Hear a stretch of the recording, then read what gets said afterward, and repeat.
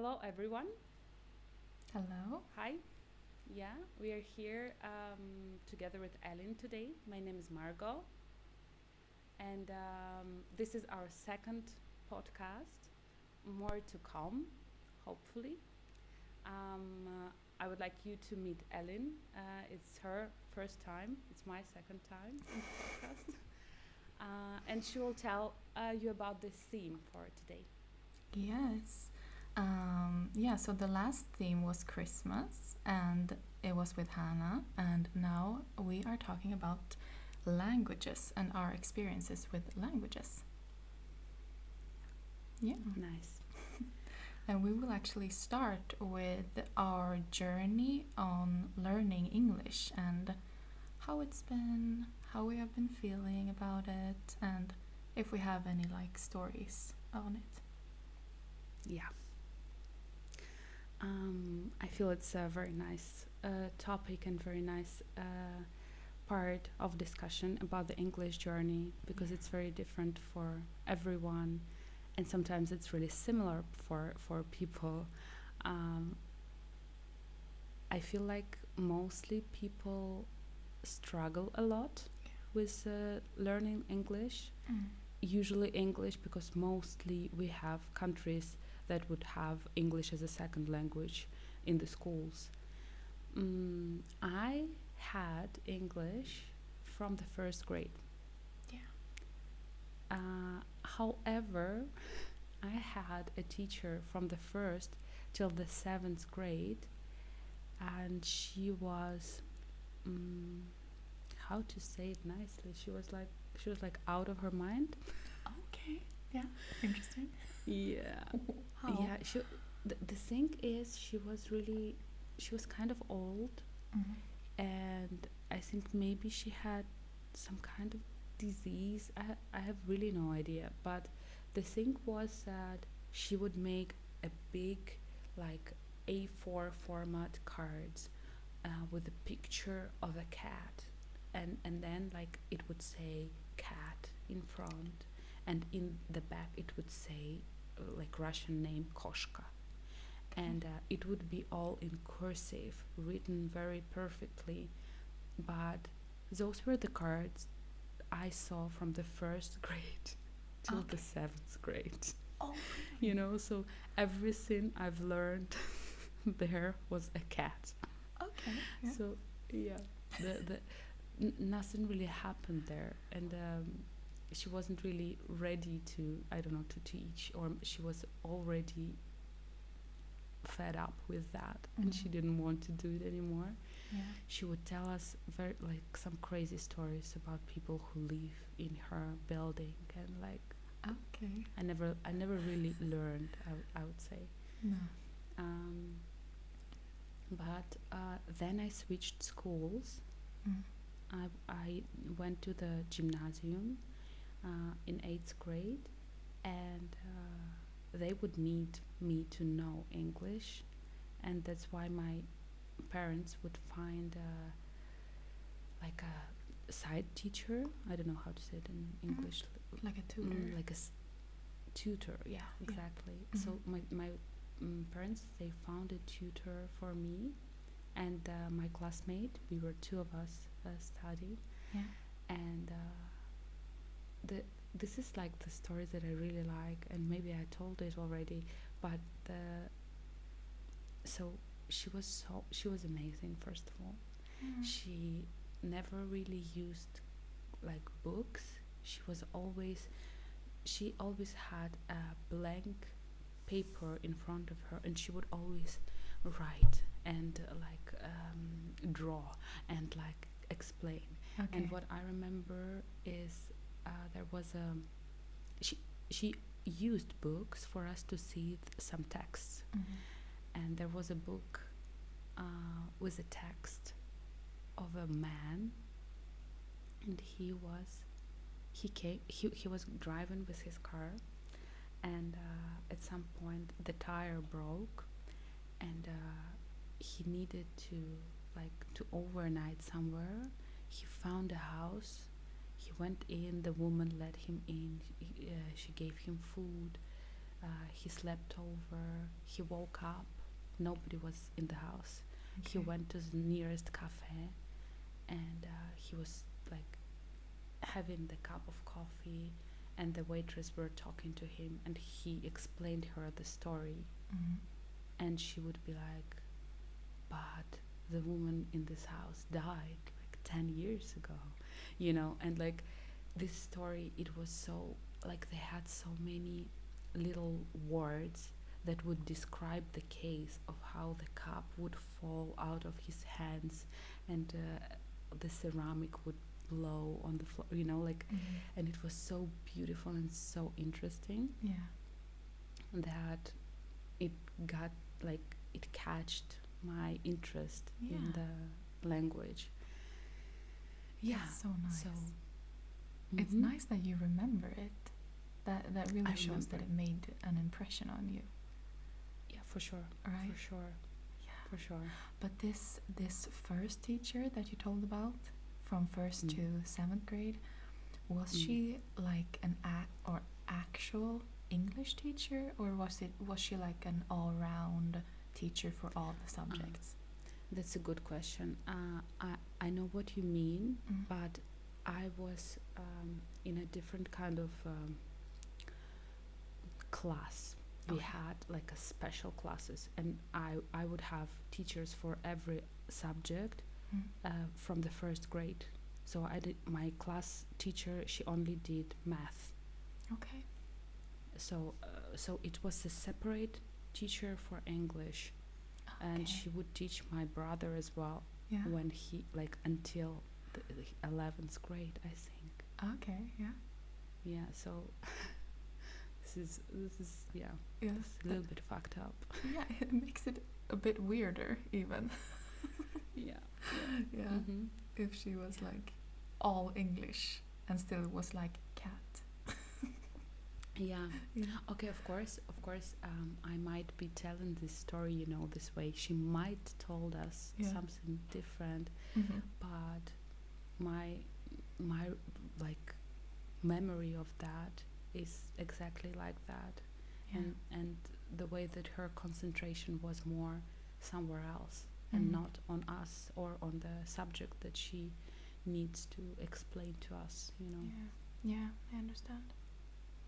Yeah. Okay.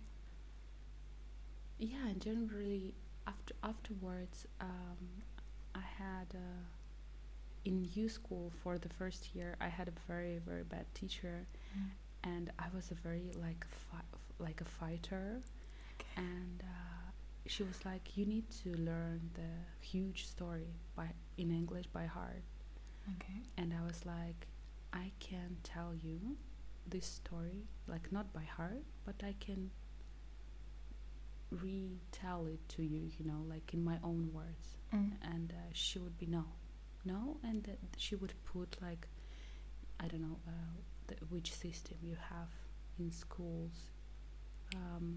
She would give me the worst note. Yeah, like an F, or do you mean? Ooh. Yeah. We would have two. We have 5 is the best, 2 is the worst. Okay. Yeah. That's what we have in Russia.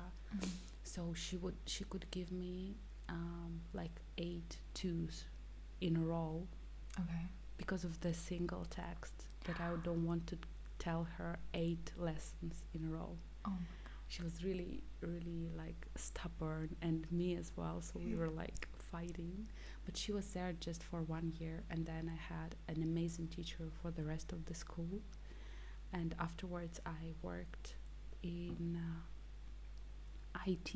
I was like a project manager for maybe 6 years, maybe more.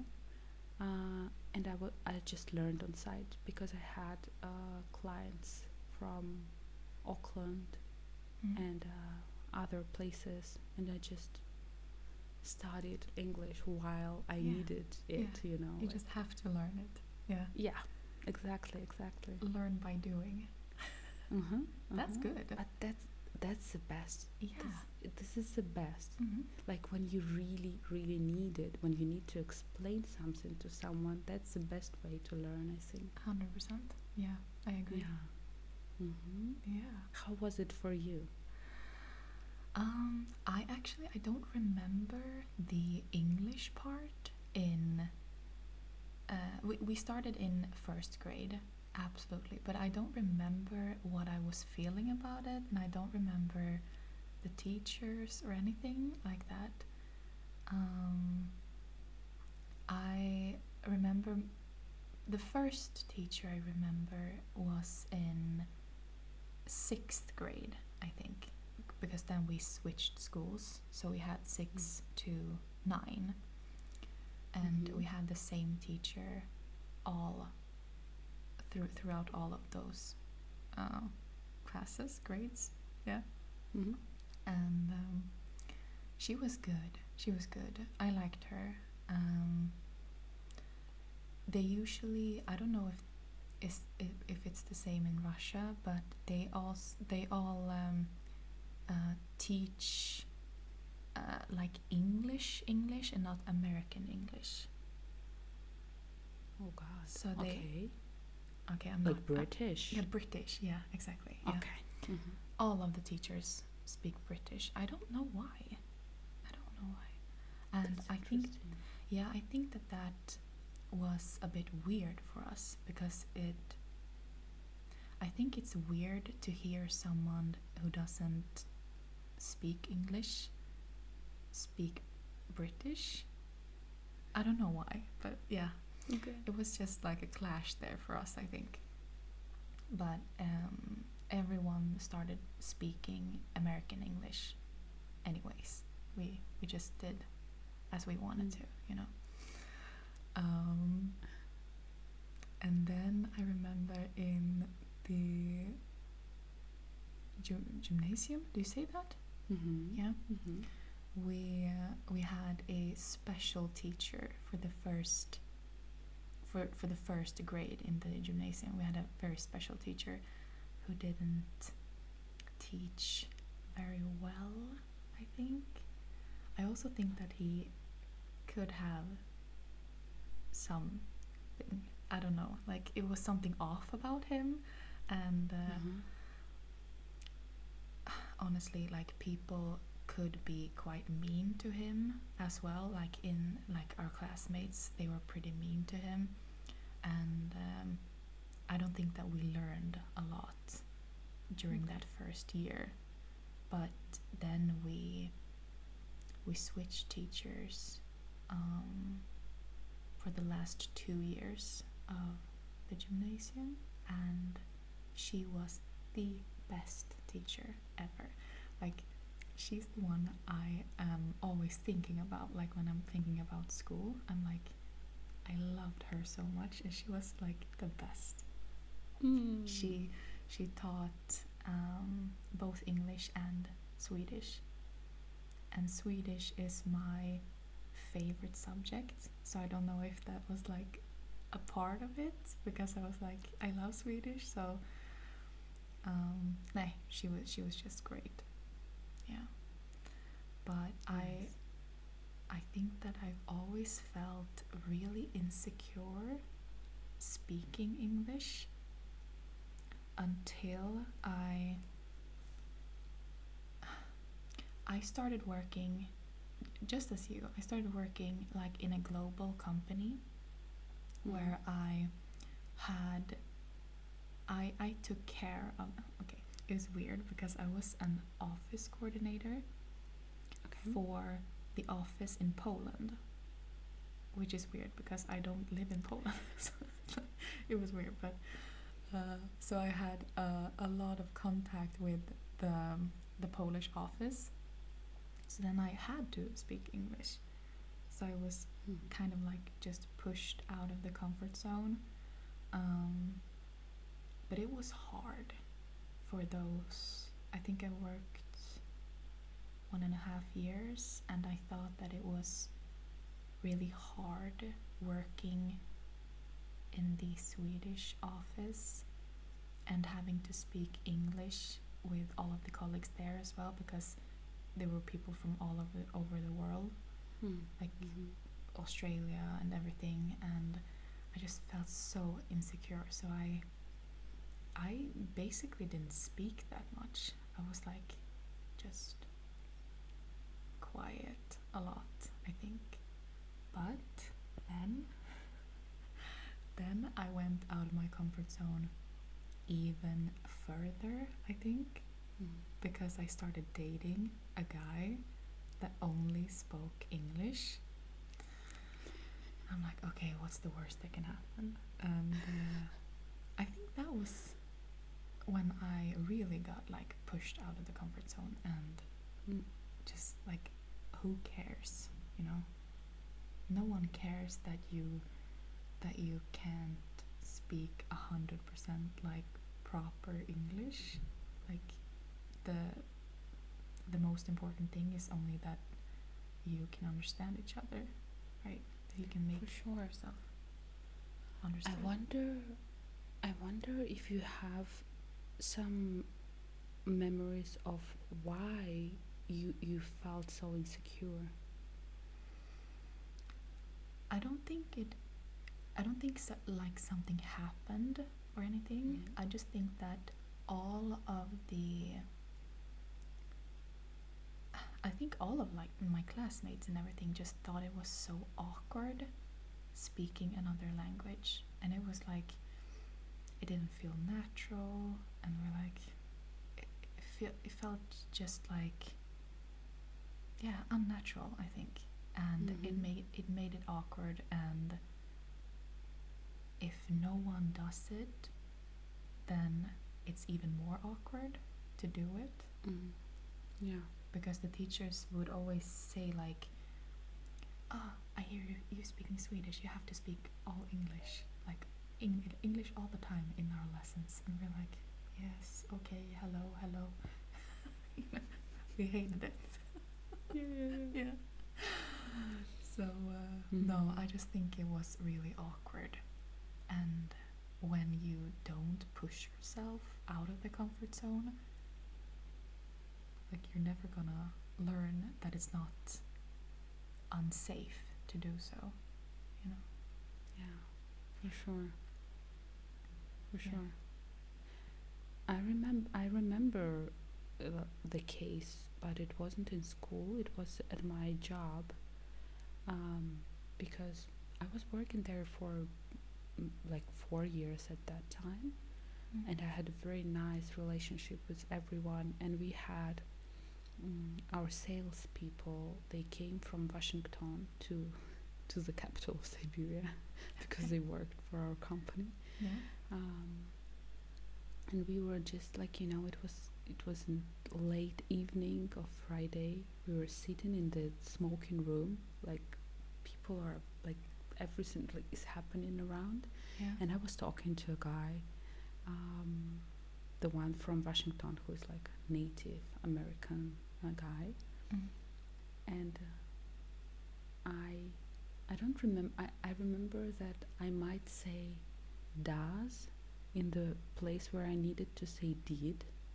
Okay. And my boss, the CEO of the company, he corrected me. Oh no. And I was like, oh, was it embarrassing? Yeah. For me, it was really embarrassing for me. Like at that time, I was really, I don't know how to explain, like I felt really insecure about myself and about my English all the time. And this kind of stuff coming from your boss in front of the guy who's like a native speaker. And does it really matter? Right. Like the way I said it, he understands me. I talked to him every day for several hours. He understands what I say. He never corrected me. And here you sit next to me and you're like, it's dead, actually. That's not okay at all. Because that was what I was thinking. Couldn't he have said it like after or something? No, he had to do it in front of it. That's the thing that makes us go back into the comfort zone. Like, close yourself again. Yeah, crawl back. Yeah, it's not good at all. Yeah, and I don't remember anything specifically like that someone has called me out, but I think that maybe I'm just a perfectionist, maybe. So I think I judge myself very much, and that has been an issue here, because you don't speak 100% correct all the time. And actually, like, making these videos on the channel, that has helped a lot as well. Like, I know that I say the wrong things 100 times. But then I correct myself, and I'm like, okay, it's not my native language. It doesn't matter. No one cares. Yeah. Yeah, it's not like you're saying that, guys, here I'm speaking perfect English. You can come and learn from me the way I speak my perfect English. Exactly. I'm an English teacher. I think it's very I couldn't be a teacher. I think I'm gonna die of being like I need to be perfect. I need to know everything. I should, like. Yeah. Oh, it's kind of hard. It's really hard. 100%. Yeah. Absolutely. Okay.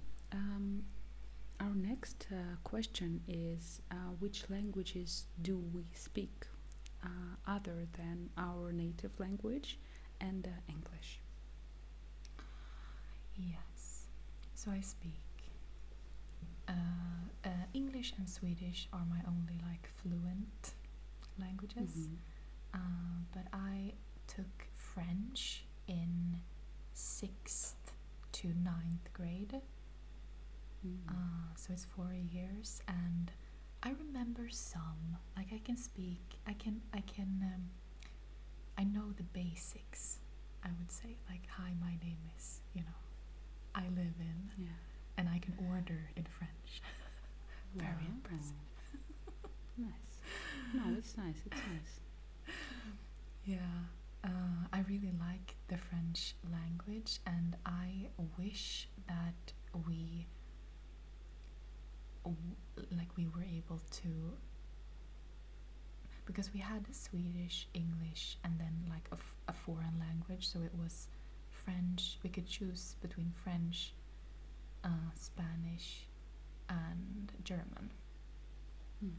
And I took French, and then in some gymnasiums you could continue that class, but we didn't have that in my gymnasium because I was at a special gymnasium. So that's sad, I think, because I think that I would be able to speak it like not well, but like more than I can today if I had continued. Yeah. But still, making an order in language is quite hard. Like, you need to understand still the structure of it, Yeah. You need to still remember that, and you need to be able to, if you're able to hold a conversation, even the very basic one, it's a very nice knowledge of the language. Yeah, right. I think so too. And I know because my ex was Moroccan, and I tried to learn Arabic as well, but that is really hard. Really hard, especially the pronunciation and speaking of not feeling like not feeling comfortable speaking it. That no, like Arabic is I had to go way out of my comfort zone to feel comfortable, like pronounce the words and everything. But I know some. Did you visit like classes, or how did you do that? No, he was new to Sweden, so I taught him some Swedish, and he taught me some Arabic, just like it was a fun thing, you know. And I also took Duolingo. I practiced it through Duolingo, if you know what that is. Okay. But they have like the alphabet is completely unique, right? Yeah, yeah. So in Duolingo, you do it in their alphabet, or in fun like in this, you know, Latin letters. Yeah, yeah. In Arabic letters. So it was from English to Arabic. So I had to learn the the letters and see like and combine them and see like what is this? Is this a B? Okay.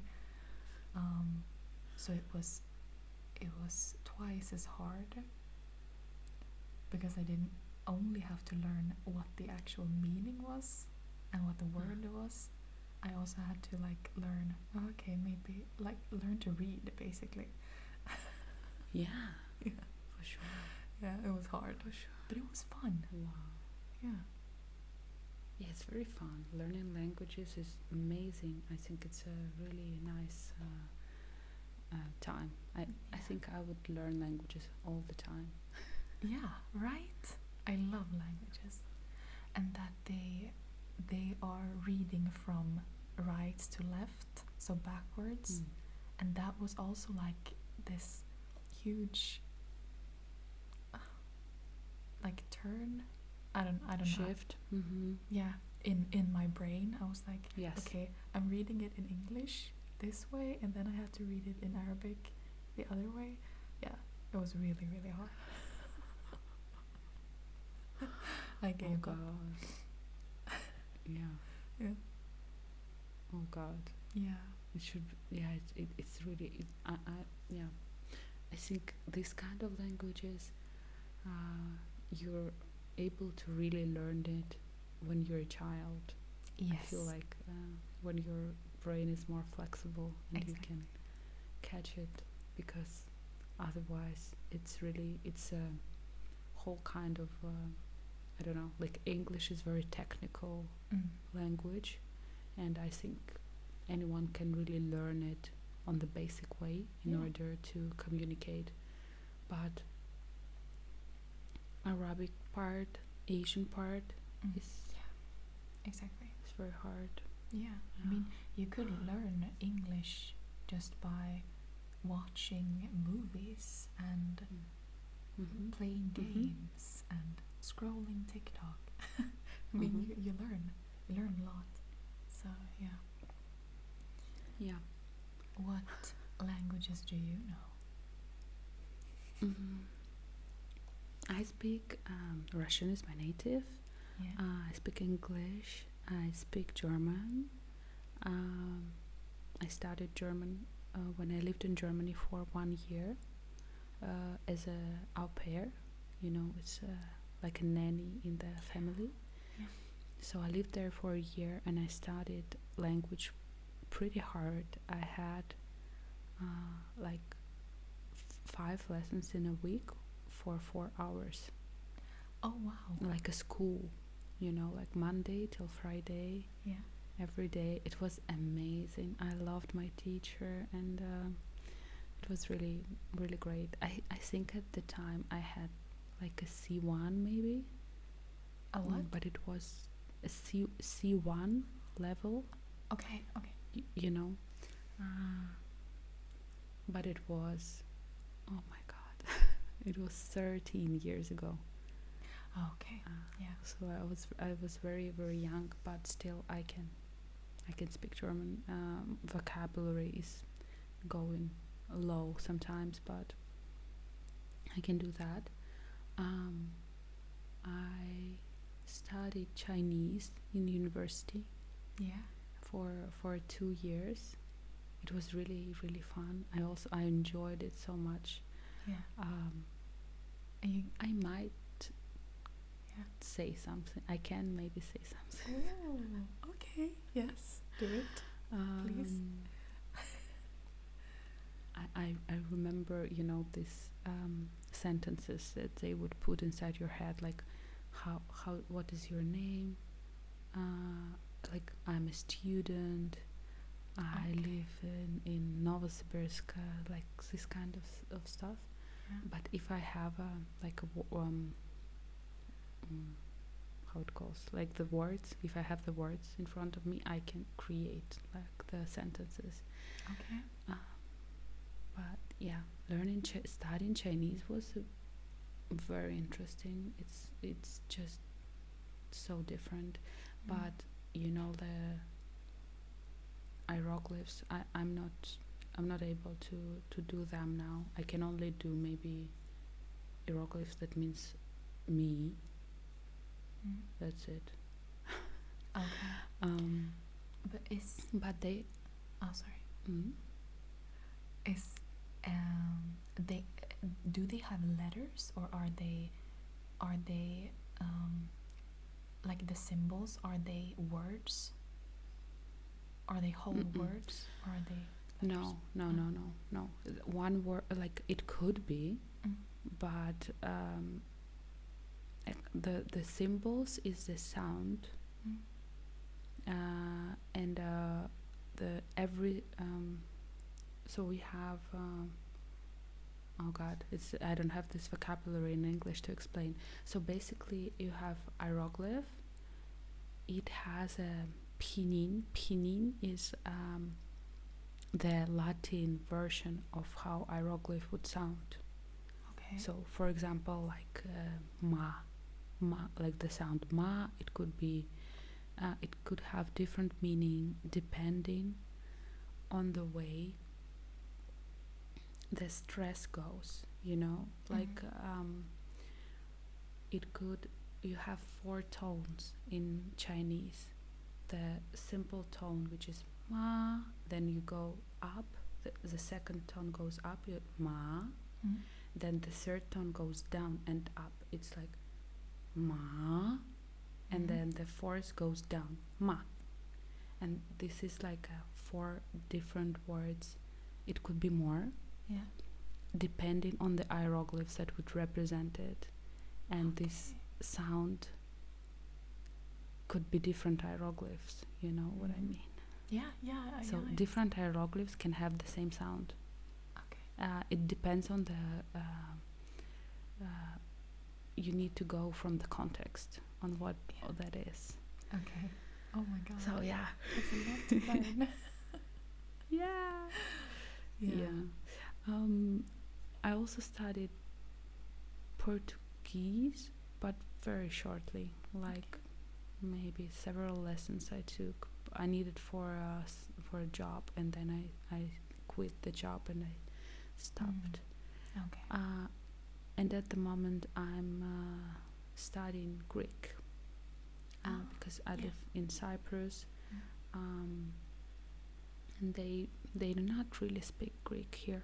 No. Because they speak the dialect, but the dialects, they doesn't have grammar, so you need to learn Greek as it is. Yeah. Because I want to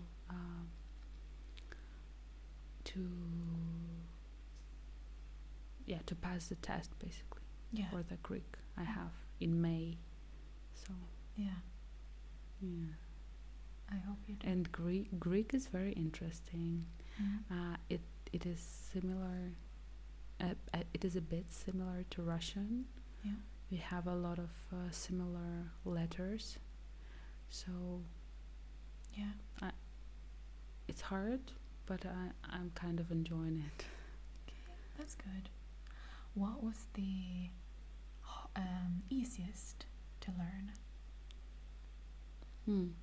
Was it German or is it Greek? I guess it's not Chinese. No, it's not Chinese, of course. Yeah. Chinese is very hard. Maybe it's not like I would say that from all the languages that I've learned, this one was the easiest one. But for me, German was easy because, first of all, I knew English already. The Russian is my native language, and we have lots of words from German in Russian language. Okay. And the system, the grammar of the German has parts of English and parts of Russian, you know, like the grammar structure. Yeah. It wasn't like, because I think for some people, some stuff inside the languages, when they are, I don't know, like native English speaking person, I think sometimes they could be shocked by the grammar rules of other languages.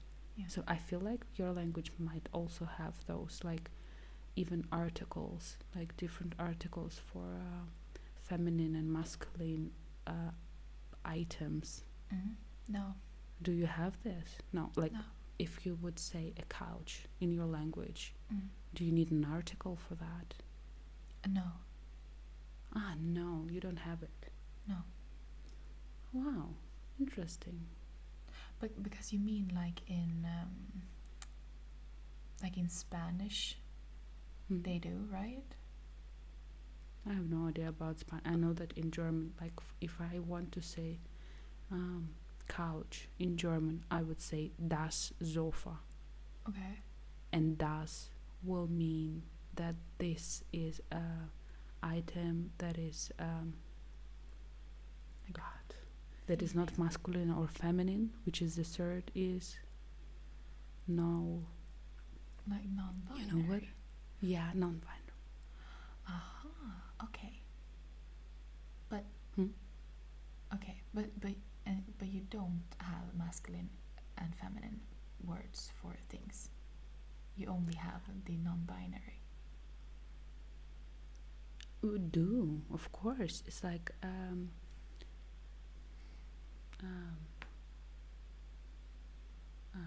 wait, I forgot everything.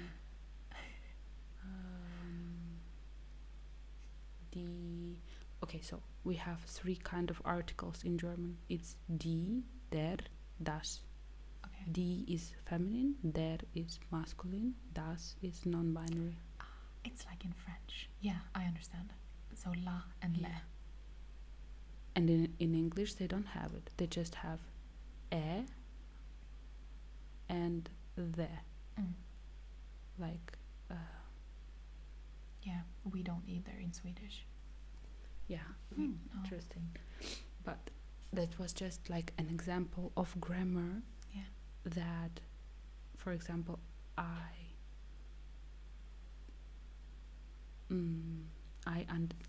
already understand, because we kind of have it in Russian, like kind of.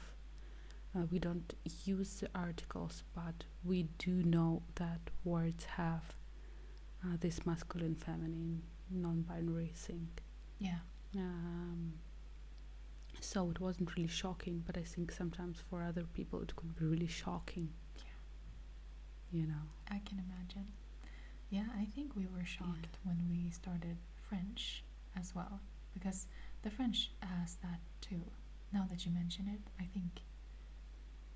Yeah, but like I don't remember at all, but like let's say a horse is a masculine. I don't know if it is, but then you would say le cheval instead of la cheval. I think it's cheval. I hope so. Sorry if I'm wrong. Yeah. So it was a lot to learn there as well. Yeah. And this kind of stuff, if you if you have already this in your language or in any other language. So for example, we now started learning Greek, and it has all this stuff. It has articles. It has this stuff where the noun would change, like the word. Yeah. Like you have a noun, and the word of the noun would change completely when you say it in the past tense. It's completely different, and we actually have it in English as well, right? But like I'm not gonna go there, but a lot of different grammar stuff, and when you already met with it in different language, it's much easier for you to understand it, you know. Yeah. That's how I feel. Yeah. Yeah, it is. Okay.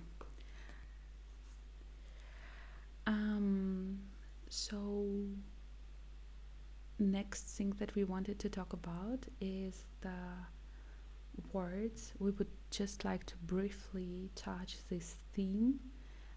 It's the words that doesn't exist in one language and do exist in the other, and we have already discussed it a little bit with Ellen. So I will give you a word, Ellen. Yeah. Well, I think actually it was because of my relationship with my ex that I discovered that like there's a lot of words that are missing in English from Swedish, and I don't know how to explain them, you know? And when I thought about it now, I couldn't remember that many, but I have some. And one of them is a really good word. It's called lagom in Swedish, Okay. which is, it means that it's not too much, it's not too little, it's just enough. So if you say like, oh, how much soup do you want? Lagom, like not too much, not too little, just enough. You know, in the middle. Interesting. Yeah. Interesting. Yeah, we love lagom. Fun fact about that word is that Sweden is jokingly called in Swedish, or in Sweden, it's called Lilla landet lagom, which is like the small country lagom. I have goosebumps. I wasn't sure how to explain it, but you understand, like it's like the word of our country. So sweet. Right? It's cute. And we actually we talked about this a little bit in in before.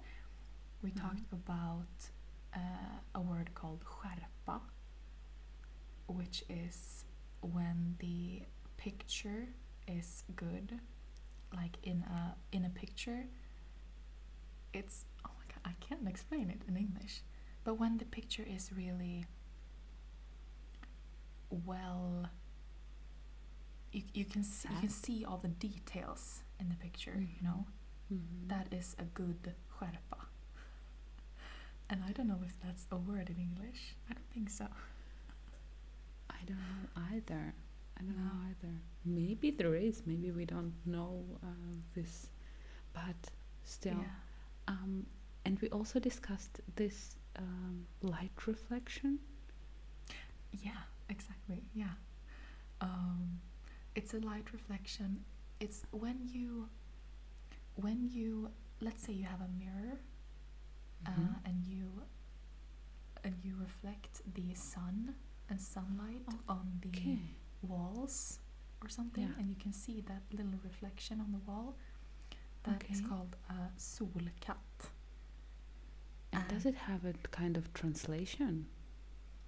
No, it doesn't in English. No. Because I know what we call it in Russian. Really? And we call it солнечный зайчик. And this means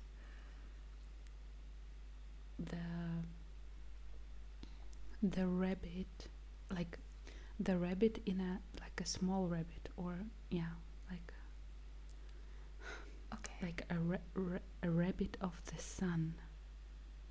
Yeah. It's like, that's cute. you know, it's like because it's kind of like when you catch it with your mirror, it's kind of like jumping around. Yeah. Like this little thing is like going round and round. Yeah. And I think that's the reason why in Russian we say like a sunshine rabbit, like something like that we say. and everyone knows what it is. Yeah. It's sad. Exactly. Yeah. Yeah. It's exact same thing. And the funny thing is that you call it a rabbit and we call it a cat. Solkatt. So it's like sun cat. It's cute. Wow. And actually, a fun fact is that do you know that ABBA song? I'm not gonna sing now, but you know Okay. that ABBA song. Have you seen Mamma Mia? Yes. Yeah, when the mother is singing to the daughter when she has grown up and she's sad about that because she feels like she's slipping through her fingers. That song, slipping through my fingers, you know. Oh, I need to hear it to Yeah, remember, yeah. but okay, I will check it out. That is I think it's originally written in Swedish because ABBA is Swedish. Yeah. And it's written it's not called in English it's called Slipping Through My Fingers, and in Swedish it's called Kan man ha en solkatt I en bur? And directly translated it's can you keep a sun cat in a cage? Which is those reflections, that sun cat. Cute, right? It's very, very nice. Right. It's so sweet. Yeah. Fun fact. Yeah. Yeah. Wow, you got me really interested in your language. I'm Yeah. like, wow. Yeah. Maybe that's the next And- thing you should learn. Right? And the thing is that the pronunciation of your language is really hard. I'm struggling to understand it. And you know, the thing that I learned when I studied Chinese was that depending on the language you were born to speak, like when you speak it since you were born. So I spoke Russian, you spoke Swedish. Your throat structure is building. Yeah. So your throat structure depends on the language, on your native language. That's why, so I learned it when I studied Chinese, because we were really struggling speaking Chinese, and our teacher explained that the struggle for basically this, for them, the struggle is higher to speak Russian when their native language is Chinese. Because their throat structure is completely different. That's so interesting. I didn't even know that. Yeah. What? That's crazy. I need to make more research on that, but I Yeah. remember that teachers mentioned it several times. Yeah. Oh my god, that's amazing. Yeah, that's why I really feel like when I speak now English, not really because I speak a lot of English, but when I speak German, my throat hurts, like I have a flu when I speak a lot of German. Okay. That's super interesting, actually. I didn't know that at all. Yeah. It's not. That's why. Yeah. It's not weird that it's so hard to pronounce French when you're not a native French speaker. Okay. Yeah, Wow. yeah, and for us it's completely different. Yeah.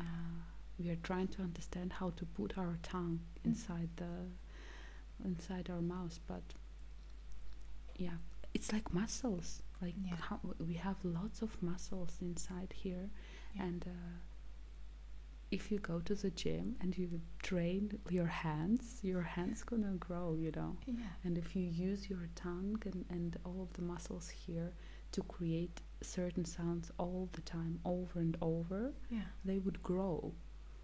It's so weird. It's weird but amazing. Yeah, it's weird and amazing, and Wow. I'm really curious about your language, and I've never really, huh, I don't know if I really like, because I started to watch your ASMR videos, and you are like how, like I told you already of how you count in your language, right? Mm. And this is very interesting and very nice because I can hear the separate words. Because if I just hear a person talks Swedish, is it's very hard for me. I don't Mm. know where the separation of the words goes. I don't know anything about basically about the structure. But when you just say separate words, Mm. then I'm starting to to understand how it creates and the sounds that you make. I'm not sure if I'm able to even understand how to make it with my mouth. Yeah, yeah, exactly.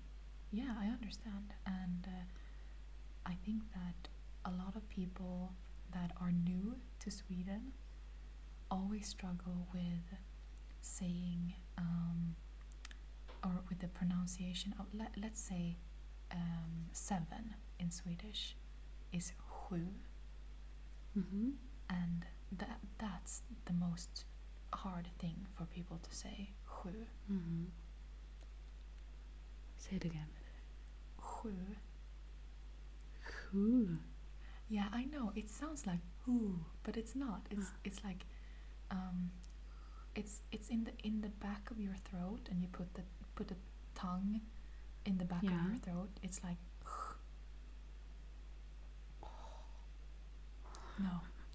It's yeah, and I think it's harder to hear like when we're on a call. It's Mm-hmm. in I think it's easier when it's someone in the room and they can For sure, teach for you, sure, for right? sure. But sju, we have we have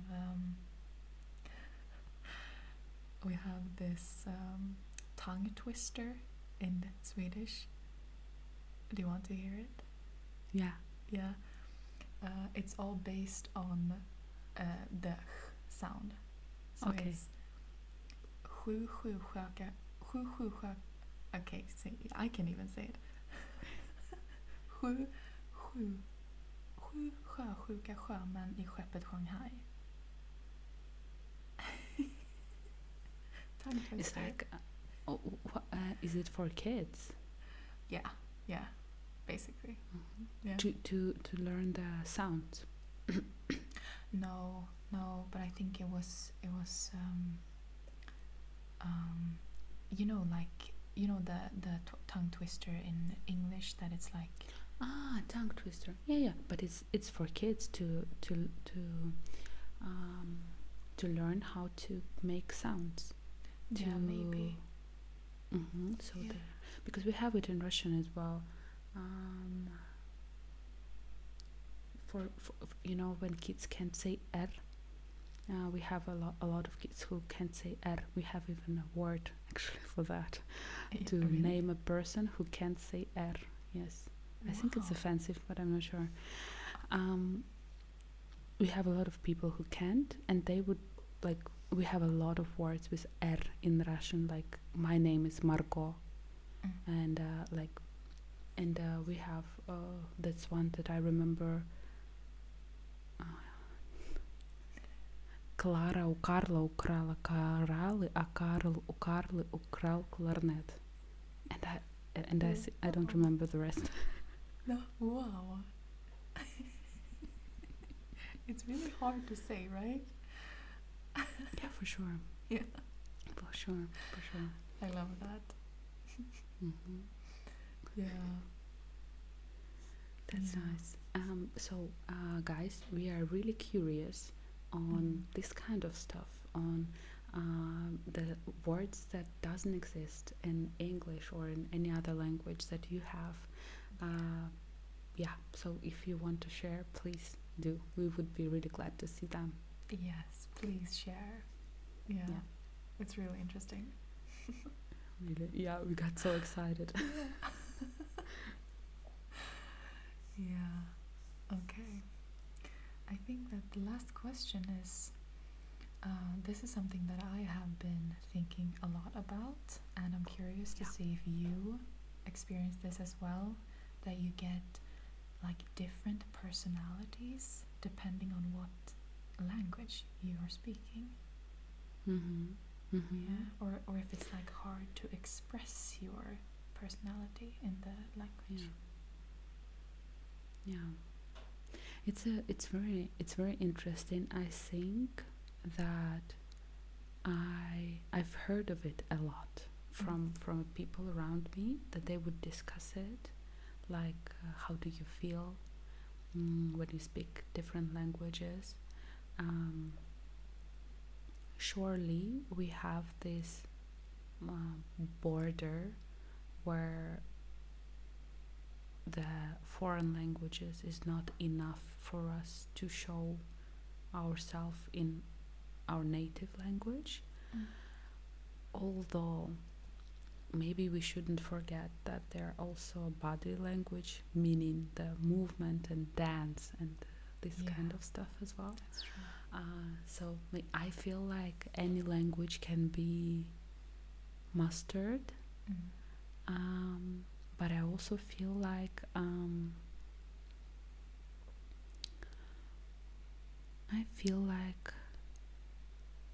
God, I just got so distracted with a lot of thoughts, so I forgot. Yeah.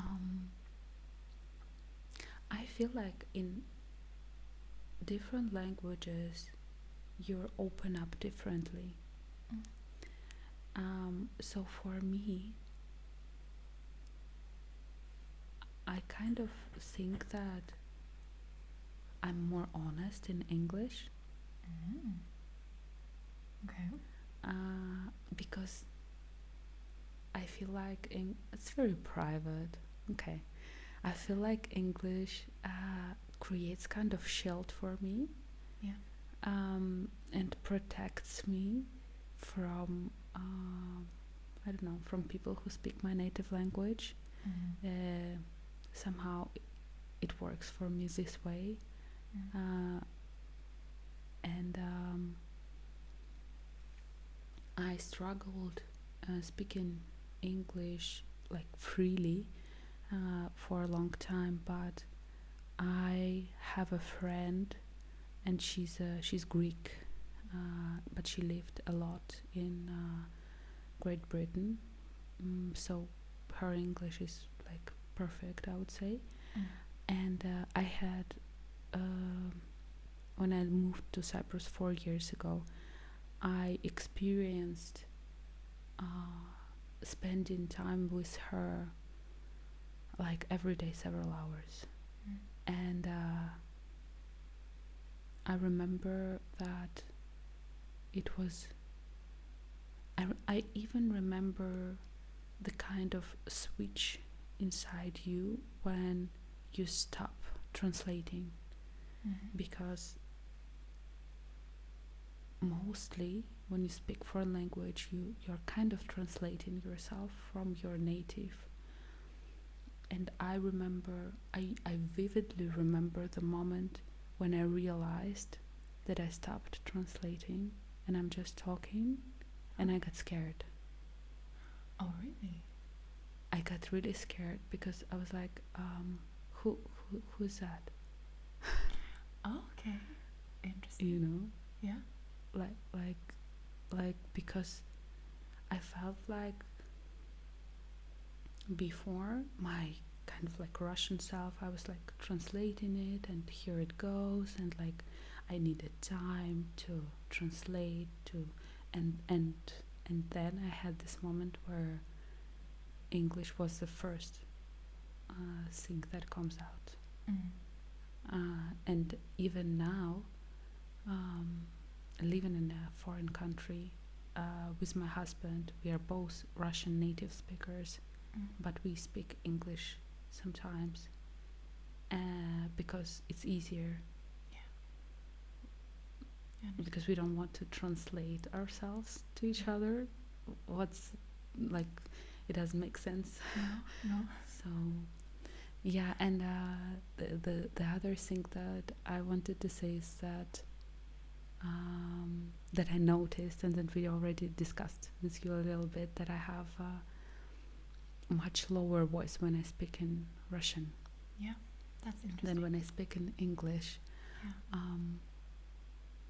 Maybe that's also because I really like to copy people, and the way that I learn language usually is I'm copying others. I don't really like to read and learn language. I really like to just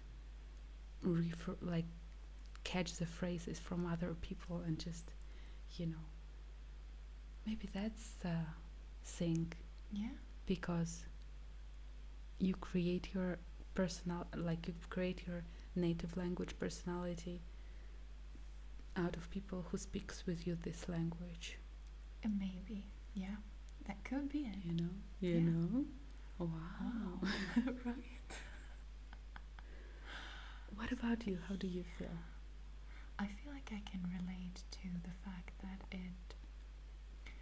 or to me it feels more personal to speak Swedish. I've especially noticed this when I'm recording, because now I've done some videos in Swedish as well, and I feel like I'm kind of putting on a persona when I'm speaking English, even though I feel like myself, like it's still my personality, but once I start speaking Swedish, I'm like, whoa, okay, this is real. I don't know how to explain it really, but it's more personal. It's closer in a way.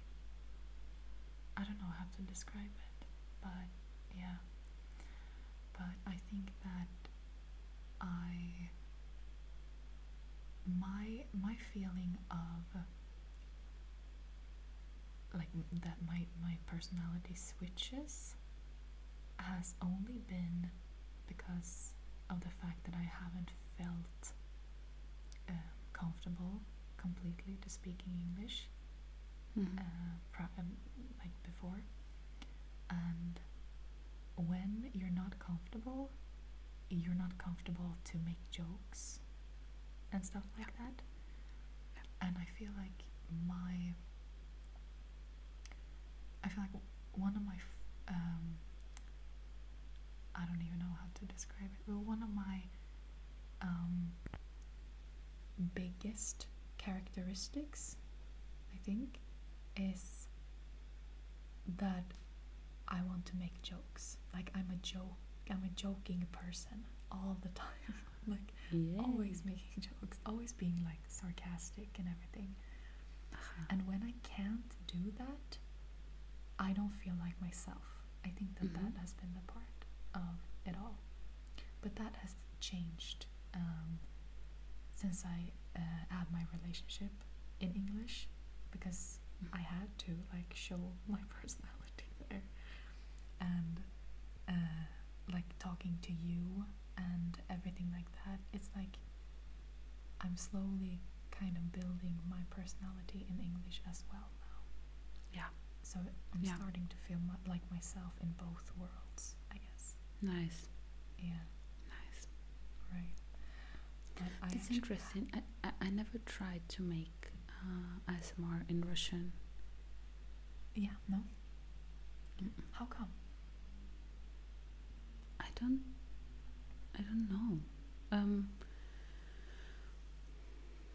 don't know. Before I did ASMR, I did a blog, like a vlog in YouTube I had, and I did it in Russian first, but then I decided to make it in English, and I started making it in English. And when I created ASMR channel without words, I thought I need to do it in English. I don't know why, but I think, like, honestly, I think that I don't want to share stuff that I share in English with some of my relatives. and that's why I'm protecting myself with English. Yeah, You I know. understand. I understand completely. Yeah. So, but actually, that's a thing that we really need to work on, because it holds us, and like to grow as a kind of like media person inside the internet world, we need to I feel like we need to overcome this stuff where we're like, oh my god, no, my mom would see it, or like, you know. Exactly. Yeah. Yeah, I think I'm past that now, because I think I have been posting things for so long now that because I have a TikTok account as well, and I don't do ASMR there. I do tarot. What do you do there? Tarot readings. Ah, okay, yeah. Yeah. And I think that when I started doing that, that was when it all shifted for me, I think. It's like, who cares what I post? And people are gonna judge you either way, so I might as well just do what I think is nice, you know? And so I think I brought that into the ASMR channel as well. But I also started with only English. It wasn't until one of my subscribers were like, could you do a video in Swedish? I'm like, could I? Maybe. And it's really fun to do both, I would say. Yeah. I really like it's actually was the first ASMRtist that I saw in YouTube. It's Maria Gentle Whispering ASMR, and she's also Russian. Yeah. And she does a lot of videos in English, but sometimes she makes this Russian videos, and I thought maybe I like this kind of way, you know, like to just occasionally create a Russian video. Maybe I should try. Yeah, why not? Yeah, like even though I don't understand like French, I can put on some French ASMR and just listen to it because it's so nice. And sometimes you don't even want to listen to something. You just want the sound. 100%. Yeah. 100%. Yeah. And yeah, that's why I listened also to your videos. I'm not only listened to the one with the numbers, to others as well, and the Swedish one, and it's very relaxing. Guys, I recommend. Thank you. Of course. I of recommend course. yours too. Thank you very much. Thank you. Yeah. So So it was really interesting. I would go on for more and more. Right? Time flew by. Yeah. It was So really fun. we need more ideas for the themes. Yeah. This could be also recommended by our viewers, by our audience that we cherish and that we would respect, if you would give us some new themes that we can talk about. That would be great. And please send us a comment on that. Yeah. And we really enjoy it, and we will make more, and we were really happy to share it with you guys. Yeah. It's really fun. Okay. Thank you very much, Ellen. Thank you. I'll talk to you soon. Yeah, I'll talk to you soon too. Bye.